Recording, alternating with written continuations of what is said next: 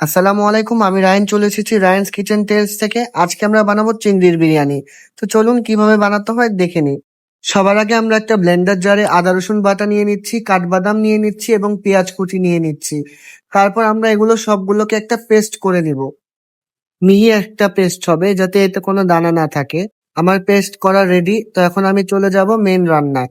সবার আগে আমি একটা কড়াই দিয়ে দিচ্ছি সয়াবিন তেল, তারপরে দিয়ে দিচ্ছি পেঁয়াজ কুচি, দিয়ে দিচ্ছি আদা বাটা। আদা বাটা দিয়ে আমি সবগুলোকে আমি একটু ভাজা ভাজা করে নিচ্ছি এবং মিশিয়ে নিচ্ছি। তারপরে দিয়ে দিচ্ছি একটু পানি এবং দিয়ে দিচ্ছি শুকনো মরিচের পেস্ট। ইনগ্রিডিয়েন্ট গুলো আমরা মিশিয়ে নিচ্ছি। এখন আমি দিয়ে দিচ্ছি এখানে দারচিনি এবং এলাচ। এলাচের মুখটা একটু ফাটিয়ে দিয়েছি যাতে ফ্লেভারটা একটু ভালো আসে। তারপরে পেস্ট করা আমাদের সেই আদা রসুন এবং বাদাম কুচি এবং পেঁয়াজের বাটাটা দিয়ে দিয়েছি। এখন এটা দিয়ে আমি সবকিছু ভালো মতো মিশিয়ে নিচ্ছি। মিশিয়ে নেওয়ার পরে এখন আমি দিয়ে দিচ্ছি মশলাগুলো।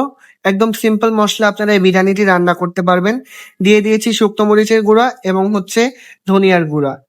তারপর আমি এগুলোকে কষিয়ে লবণ দিয়ে নিয়েছি। এখন আমি চিংড়ি মাছগুলো দিয়ে নিচ্ছি। মশলাটা কষিয়ে নিয়েছি অবশ্যই।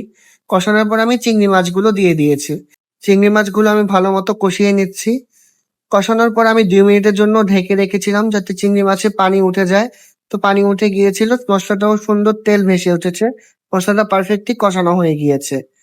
এখন আমি মশলার থেকে চিংড়ি মাছগুলো এক এক করে উঠিয়ে নিচ্ছি। চিংড়ি মাছগুলো এক সাইডে উঠিয়ে রেখে দিয়েছি।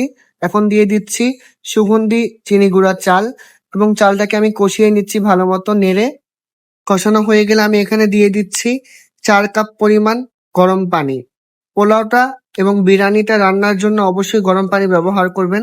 তাতে চালটাও খুব ভালো মতো সিদ্ধ হয় এবং আপনার পোলাওটাও খুব সুন্দর ঝরঝরে হয়।